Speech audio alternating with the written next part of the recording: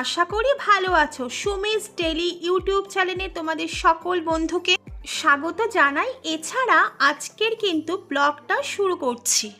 Guys, আমি তো এটাই বুঝতে পারছি না, কলকাতার মতন একটা বড় শহরে পার্ক স্ট্রিট বা আমাদের ব্যান্ডেলের মতন জায়গায় গিয়ে তোমরা কেন তোমরা সময় নষ্ট করছো? তার থেকে বরং আমাদের শ্রীরামপুরে চলে আসো। আমাদের শ্রীরামপুরটা পুরো কলকাতার পার্ক স্ট্রিটের মতন সেজে উঠেছে।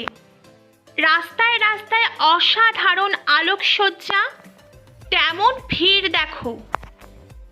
সত্যি বলতে কি, আগে কিন্তু এমনভাবে কোনোদিনই সাজানো হতো না। এই সাজানোটা শুরু হয়েছে আগের বছর, মানে 2024 সাল থেকে।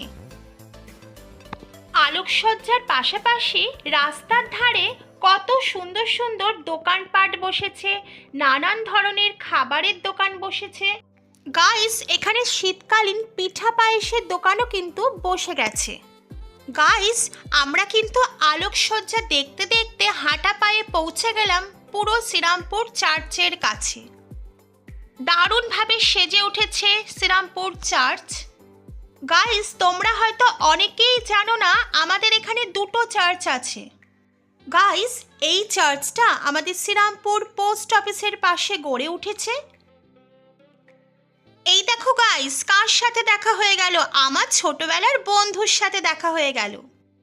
এতদিন পর যখন বন্ধুর সঙ্গে দেখাই হলো, তখন ভেবেছি ওকে আজকে আমি হাতছাড়া করবই না। আজকে আমরা একসাথে সবাই মিলে ভ্রমণ করব, ঘুরতে যাব। দেখো গাইস, চার্চের পাশে খুব সুন্দর একটা ফোয়ারার ব্যবস্থা করা রয়েছে। এই জায়গাটা অসাধারণ লাগছে। দেখো, চার্চটা কিন্তু আলোকসজ্জায় পুরোটাই সেজে উঠেছে, অসাধারণ লাগছে।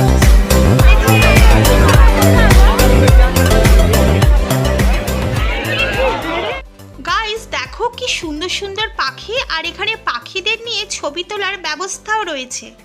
এক কপি ছবি তুলতে 50 টাকা করে লাগবে। শুধু কি এখানেই শেষ গাইস? একদমই না। দেখো, এখানে নানান রকম মেলার ব্যবস্থা রয়েছে, এছাড়াও নানান রকমের ফাংশনের ব্যবস্থা রয়েছে। শুধু কি তাই গাইস, এছাড়াও এখানে স্টেজে গান গেয়ে গেছেন নচিকেতা। এছাড়াও শুনছি সামনের 30 তারিখে আসবে জিদ্দা। প্রচন্ড পরিমাণে ভিড় হয়েছে।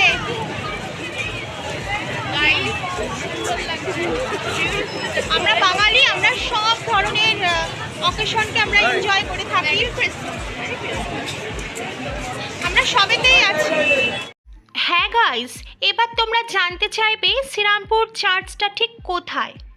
তোমরা যারা ট্রেনে করে শ্রীরামপুরে আসবে, তারা শ্রীরামপুর স্টেশনে নেমেই দেখতে পাবে আলোকসজ্জা বা লাইটিং রাস্তা জুড়ে রয়েছে। তো লাইটিং দেখতে দেখতেই তোমরা পৌঁছে যাবে শ্রীরামপুরের চার্চে। গাইস, দেখো, এই চার্চটি গড়ে উঠেছে শ্রীরামপুর কলেজের পাশে। গাইস, এবার তোমাদেরকে আমরা নিয়ে যাব এই চার্চের ভেতরে।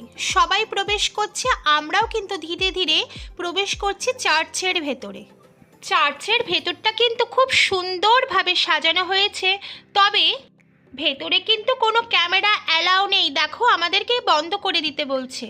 তবুও যেটুকু পেরেছি তোমাদের সাথে পোস্ট করলাম। গাইস, আমি আরও একটা জিনিস দেখলাম, খ্রিস্টানরা কিন্তু যিশুকে মোমবাতি দিয়ে তাদের প্রভুকে আরাধনা করতে লাগলো। এছাড়াও একটা ছোট প্যান্ডেলের মতন করেছে।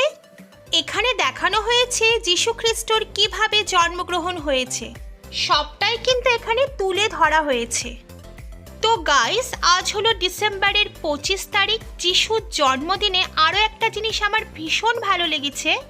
এখানে খ্রিস্টীয় ধর্মের মানুষেরা নিজের উৎসবটাকে বেশ মজা করে নাচ গান করে পালন করছে, আর আমাদের মতন দর্শকেরা ভীষণভাবে এনজয় করছে। সেটাই তোমাদের সাথে শেয়ার করব, দেখতে থাকো।